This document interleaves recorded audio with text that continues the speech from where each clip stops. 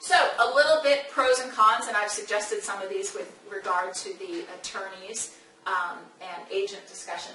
I would like to point out that there's good evidence that Calvin's father was a patent attorney in this one where he's reading Calvin a nighttime story about a patent claim.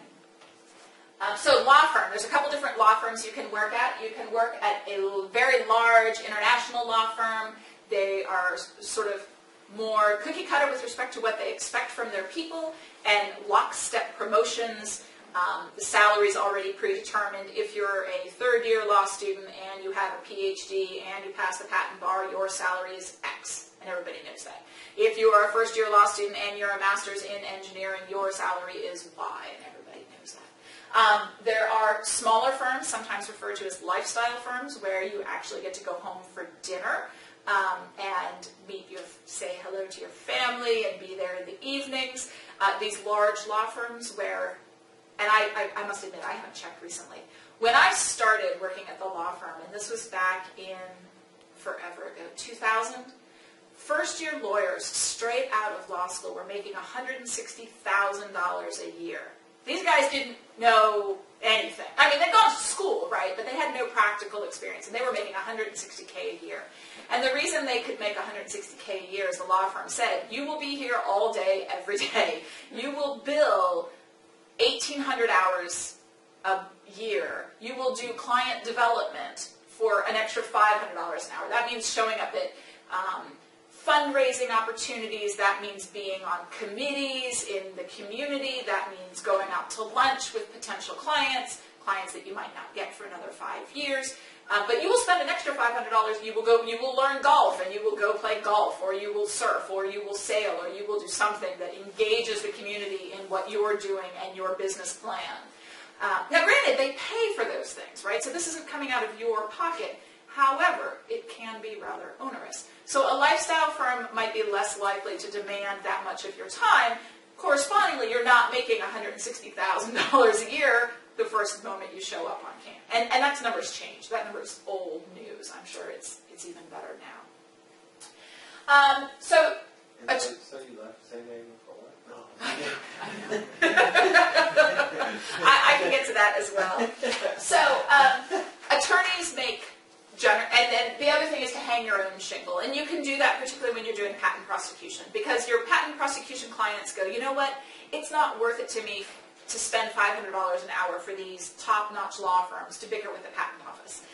And some lawyers say, you know what, it's not worth it to me to try to convince clients to spend $500 an hour. If I just say I am now at the law office of Laura Collins and my client only has to spend $200 an hour and my take-home pay is cut only slightly, but my flexibility is exponentially increased because I take on the work that I have time and interest in doing, and I say no to those things that I'm not interested in doing. So that is one total benefit of being a patent prosecution person who wants to go out on your own. However, developing the client base can be difficult because who's heard of you? You know, you're not buying ads on CNN, for example, like some of these law firms do. And then the other part is how do you keep current with the changing patent law? If you're all by yourself, even here at the university where I'm trying to keep current, it's hard because you don't get that constant infusion, for example, from the first-year associates who are busy trying to earn their keep. One of the things they do is all that legal research, and they spoon-feed you at lunchtime presentations much like this. This is a recent Supreme Court case. This is the significance of the case. This is what this blog says. This is what this blog says. Here's a proposed strategy to take that into account. So all that effort you have to do on your own, when you're on your own. You do, at a law firm, have a lot of subjects coming across your desk. I worked on anything from solid rocket fuel to radio-labeled antibodies for chemotherapeutics to liquid silicone inks to we did a lot of generic drug litigation, so a lot of crazy stuff comes across. And so you do have to be prepared with Google to get up to speed on technologies that are outside your comfort zone. Recognize when they are, but then corral them in as best you can. We mentioned the long hours. The billing is usually in tenths of an hour, so every 6 minutes you need to document what you're doing, what client you're working on, what project within that client you're working on. Then you need to be able to, at the end of the week, type up a summary that said, for this 6 minutes, I worked on such and such client doing such and such thing. For these 10 hours, I worked on this other client doing this other thing. But that description needs to sound like it's worth $3,000, for example. And so you need to be very good at capturing your work and describing it. That's certainly something that is a client relations subject that partners spend a lot of time looking at. When you're in-house, so if you're at a particular company, for example, at a university, there's a different set of standards. One of them is that you make less money, generally. I'm not talking about like Google's counsel or Apple's counsel, right? But at smaller companies where there's not necessarily the expectation of the long hours, you're going to make less money. You're going to probably have less stress. Less stress is a good thing for those of us who were, in fact, billing mad hours and missing dinner with the kids. So I have on my phone still a thing from my 3-year-old, like, Mom, are you coming home for dinner ever? And I was like, all right, this is not, like, this worked for a while, and it was really good, but it was not a good long-term solution. My kids do still miss San Diego, and I do have to remind them. They're like, why aren't we in San Diego? I said, remember how you never saw me? Isn't it better seeing me? And they're like, not really. Well, we don't get to go to the beach. Yes, I know you don't get to go to the beach, but isn't it nice? Yeah, so there's a trade-off. The subject matter, if you're within a company, is going to be predictably narrower. Again, we're not talking Google that's buying up all these different technologies, all these different companies.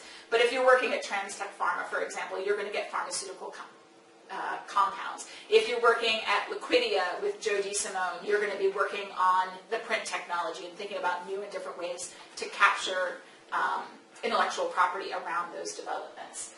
Fewer hours, no billing. Now, I will say with a caveat, some companies actually have a number of different projects, and they do like to keep track of how their people are spending time, but it's a more hand-wavy, like, I spent the afternoon on this, and I spent a day on this, and not the tenth of an hour increments. You can also, as I mentioned, work at the patent office. You are a federal employee with all the benefits and negatives that that implies. The patent office is generally independent of the chaos of Congress. So, for example, when the government shut down last year, patent office was independent of that. You still got to go to work if you were a patent agent. Oh, I'm sorry, a patent examiner. Up till now, they've been focused on having people live in Washington, D.C. for some period of time. Once you reach a certain senior status, not only do they encourage, but they require you to do what's called hoteling, which means get out. We don't have enough offices for all of the people that we need to hire, so we want you to go and work from home and come in just in time to do some training, some interaction, let us know you still exist, but then go away again. And some people go away like to Texas and to Utah and like way away. But if they can do their job and they have a certain level of excellence, then they can. The patent office is completely happy for them to do that. They are opening new patent satellite offices, and I can't remember right now which ones they've already opened, but they've identified Denver. I think they're hiring for that now. Detroit, they've opened.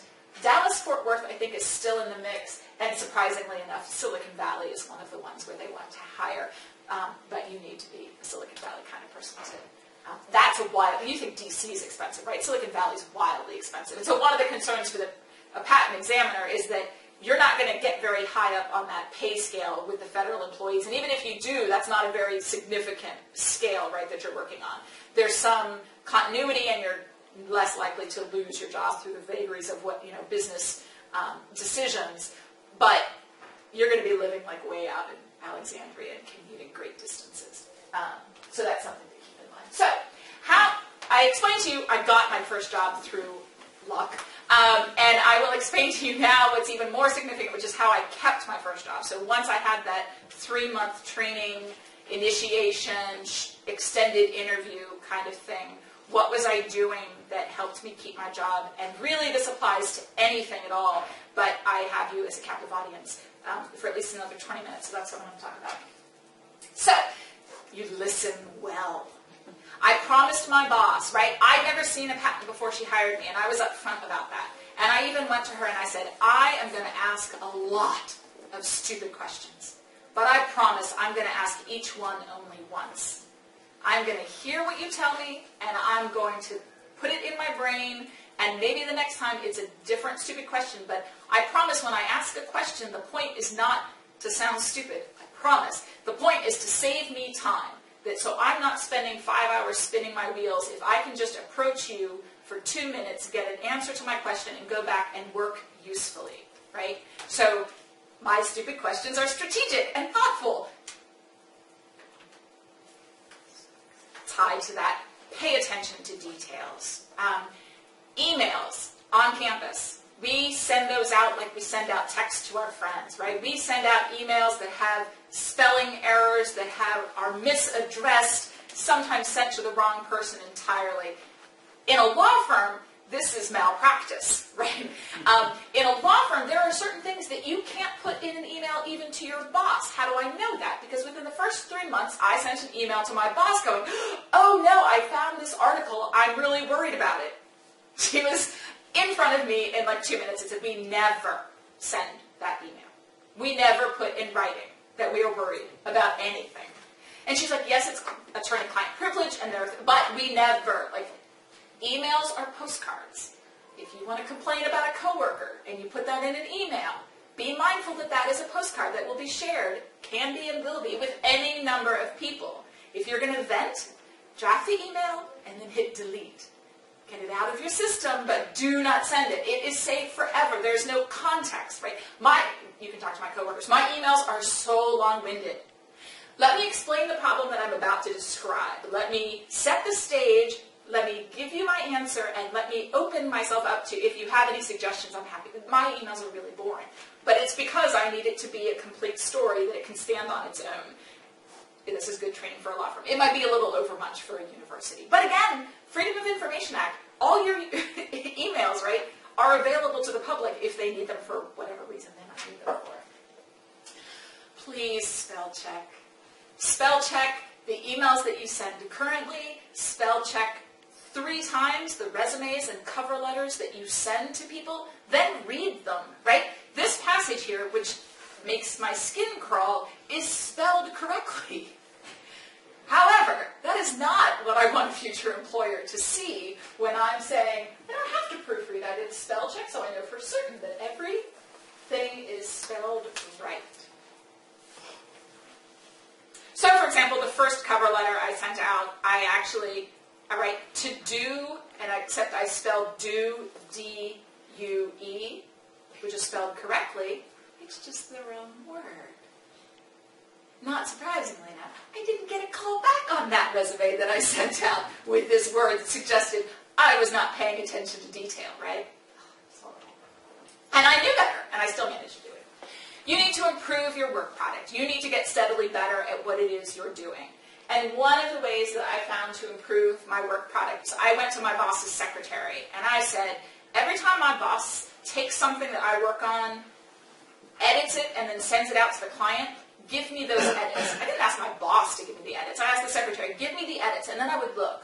Some of it was style. She preferred to lead off a letter with such and such. Some of it was substance. She changed some of the analyses I did, and some of it was just sort of formalities, the way she concluded a letter. But that meant the next time that I drafted something like that for her, it looked a whole lot better than the first one she saw from me. It looked more like what she was likely to send out.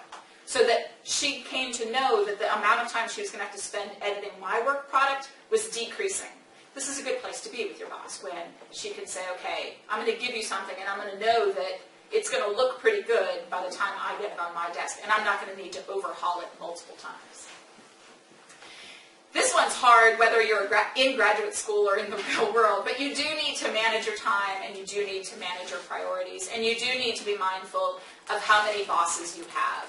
I was really lucky in that I had one boss, and I got all of my work from her. And so if I had multiple projects from her, and she said, you have to drop everything and do this thing, I'd say, okay, so you know what that means to drop everything. But in the tail end, the last firm I worked at, I ended up having like 2 bosses. 2 people were feeding me work.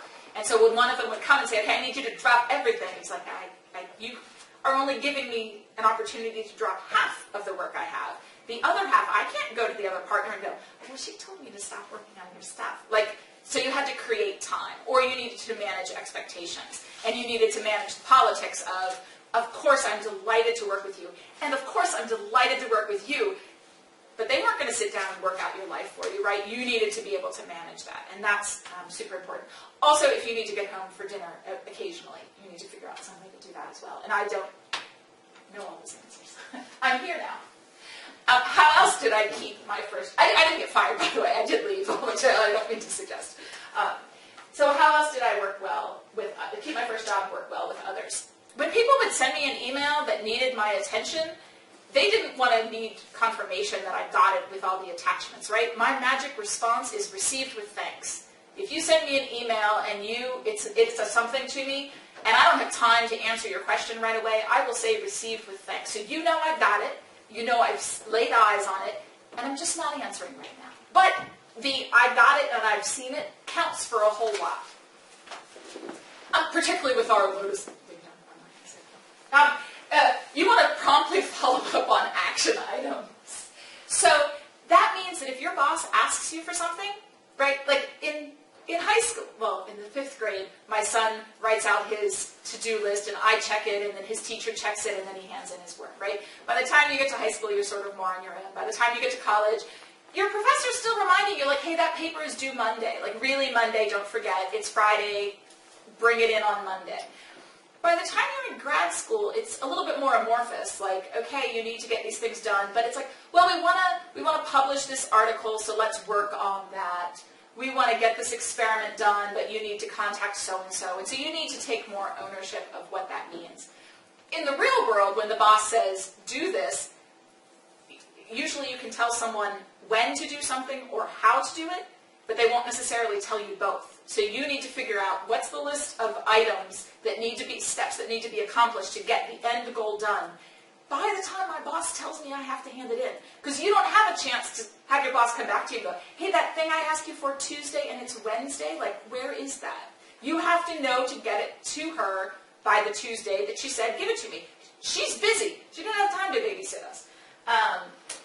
On the flip side, if you're relying on someone else to get work product to you, that's not their priority. Maybe they're doing you a favor. You need to send gentle reminders. Really like to see that thing that I asked you for, like, now, or could we meet, or is there anything I can do to help you accomplish this goal that I have asked you to work on? And you need to be mindful of that. I'm sure that this entire talk could be covered with Dilbert. This one is particularly apt to me. But if you are in a meeting and you say, I will do that, and I will send it out to the group by Friday. Because of my training, I put a reminder in my Outlook calendar that says, did so-and-so send you that thing that she promised by Friday? And if you haven't sent the thing, I send an email that said, hey, you said you were going to, like, I might not even care, but I was trained that when someone says they're going to get me something, they're going to get me something. And so my emails get increasingly grumpy. Why didn't you send that thing that you, like, I didn't say I needed it by Friday. You volunteered that you were going to get it to me by Friday, right? So if you could have just said early next week, I would go, I don't really know. That's like Wednesday afternoon, right? And then I get grumpy. But if you say a day, then I'm going to say, okay, I expect it by that day. So poor Dilbert's the same way. You seem unreliable. I'll schedule time on Wednesday to hound you. Upgrade Thursday to your boss. Or you're a jerk. I'm experienced. It looks the same. So how else did I keep my first job? You have to be super organized, particularly when there's a lot of information coming at you that's not in your technology space, that's vocabulary that you have a tough time wrapping your head around. It really helps to compartmentalize different things. So that means keeping your emails organized, either by subject matter, by project, by the person that's sending it to you, something.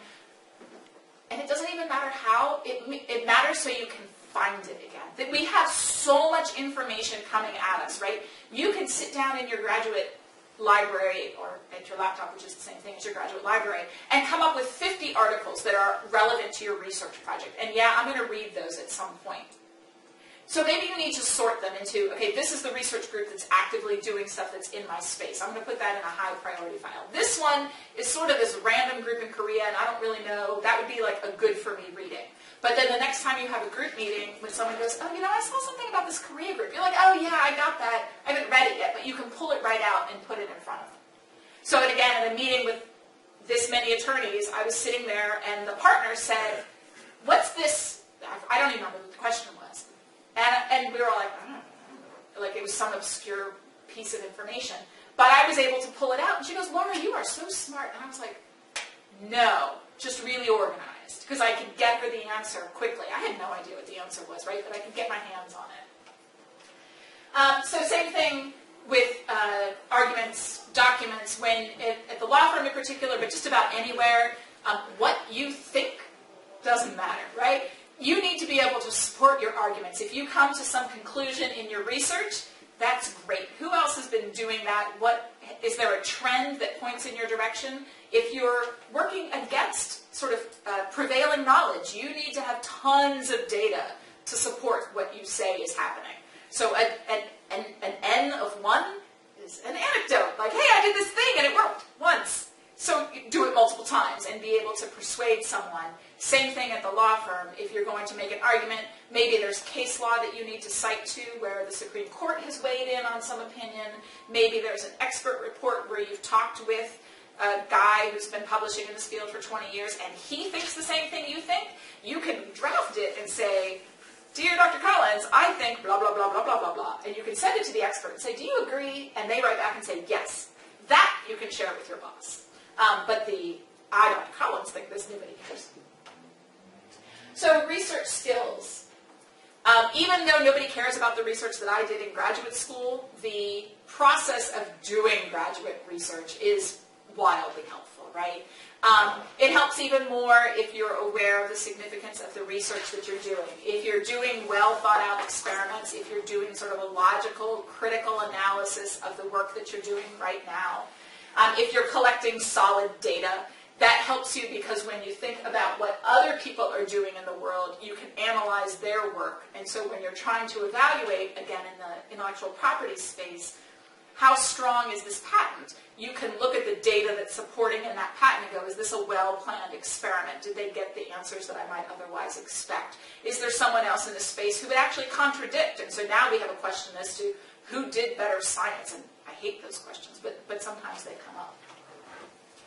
Thinking and reading, these are both incredibly important. I do like Foxtrot's older sister, whatever the girl's name is, the older sister, about how you find your answer. But you do need to be constant. I mean, you are graduate students. When you get out in the world, there is a minimum standard that is expected of you with regard to your level to think critically and carefully and analytically about your own work and how it fits within the context of what other people are doing. And so you need to be able to have that conversation and talk about that. You need to not only, and this was always hard for me when I was in graduate school, not only read the articles of someone else and just sort of blindly accept them because it's words on paper, but like think about it. Was that a good experiment? Would you expect them to get those results? Does it fit with what the trends that you're seeing? Because sometimes they're wrong, heaven forbid. Sometimes they're wildly wrong, right? All sorts of stuff gets published now with not much peer review, and sometimes even when it is peer reviewed, it's not well done. So you should never blindly follow what gets published. You would like to, but think carefully about that.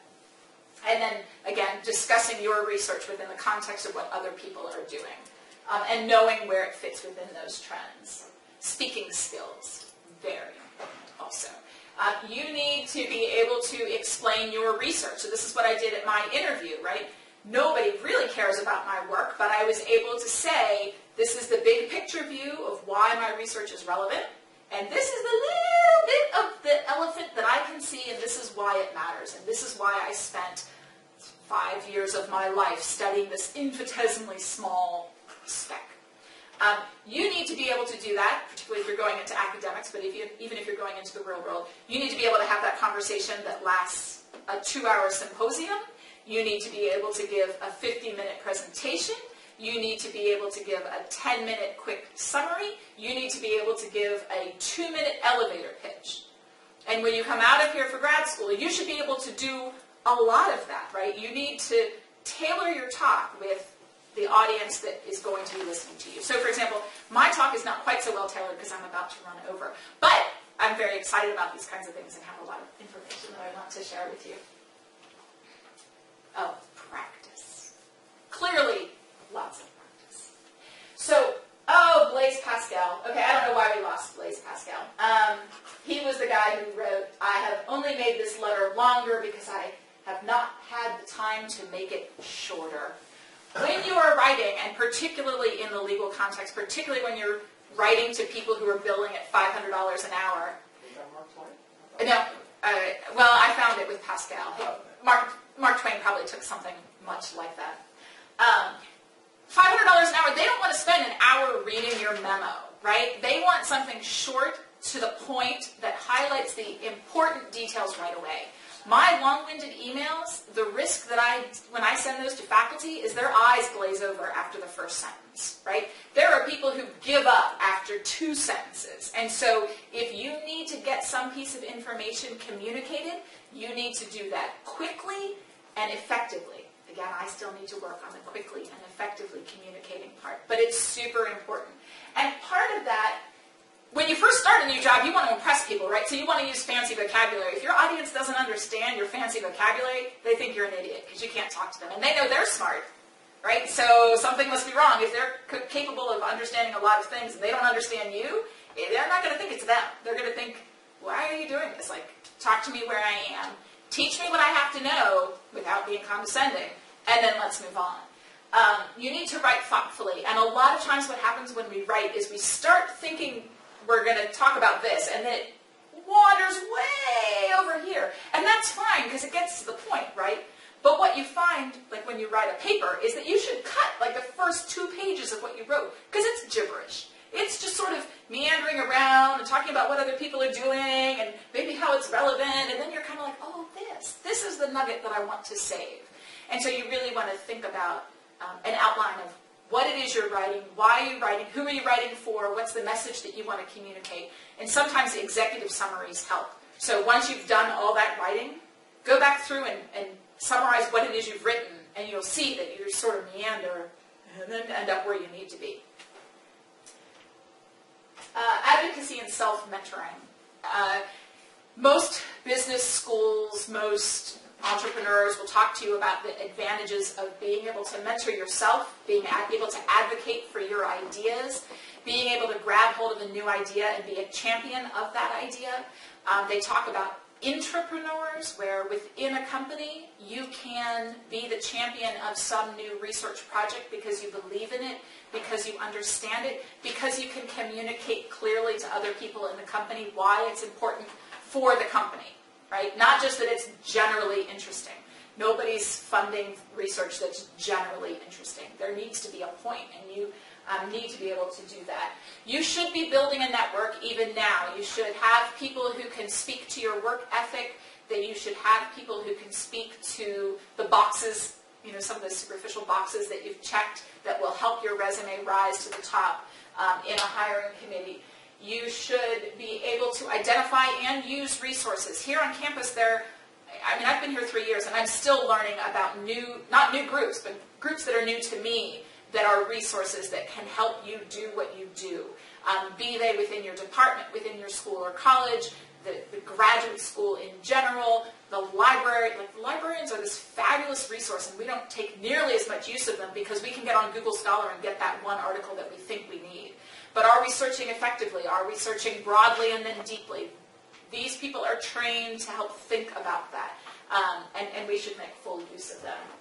And then also, you should always keep track of what it is you've done, particularly when you're in a company or in any sort of situation where you're going to later ask someone either for an annual evaluation or a letter of recommendation. What you want to be able to do is say, in my annual evaluation, I want to be sure that we discuss I did this, and this, and this, and this, and they were all fabulous, right?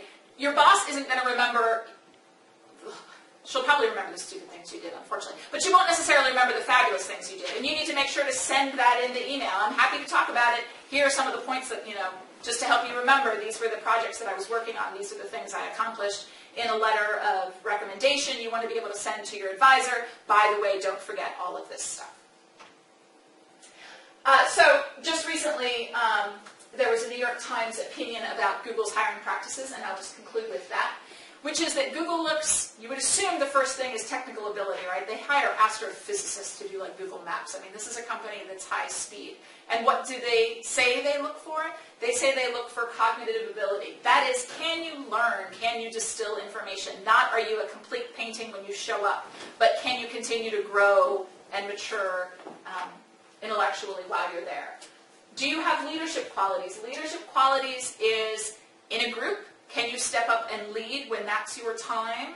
And almost more importantly, when it's time for someone else, can you sit down and shut up and let someone else lead? And recognize your own limitations, right? Recognize the strength of your team, rely on them, encourage them, push them, sometimes from the front and sometimes from the back. This intellectual humility. You're going to fail. It's best to fail quickly, so says the entrepreneurs. Do you argue well for things that you believe in? Are you an advocate for those things? And then when you're presented with information that shows you're exactly wrong, do you pivot and go, right, I'm exactly wrong. Instead, we're going to do this thing, and this is why. So you can learn from others as well as your own failure. Ownership. Are you taking responsibility for your actions, for your own work product, and for the program within which you are working? So right now, as graduate students, some of you new, some of you at the tail end, there's a spectrum. In the start, you go from being fed information and a path to travel on for your graduate career. As that graduate career moves on, you take ownership of that. That becomes your project. You identify the experiments or the things that you want to study because you know what the landscape looks like and how you can make a contribution to it. And so somewhere on that continuum, you become the expert. Your advisor isn't spending all the time thinking about your one small or large project. You're not denigrating anyone's research project. Maybe they're all massive. But your advisor's not spending the time to think about that as much as you are. So you should be at some point teaching your graduate advisor, this is where this space is going. This is where my research is going. When you're ready to leave, this is the next project that the next student should be looking at because this is what's relevant. Same thing out in the real world, right? You need to take ownership of that program and push it forward so that when you talk about your accomplishments at the end of the year, I took responsibility for this and accomplished these things with it. And then they did, as their fifth item, say that yes, Google does look for technical expertise. And clearly, if you're in HR, your technical expertise is not quite as significant as if you're in IT. So there's a spectrum there that we'll respect for Google. And so, for those of you about to leave, I wish you the best of luck.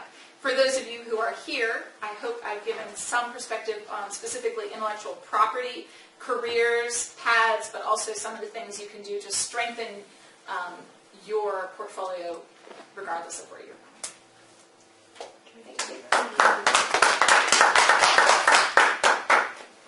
Thank you.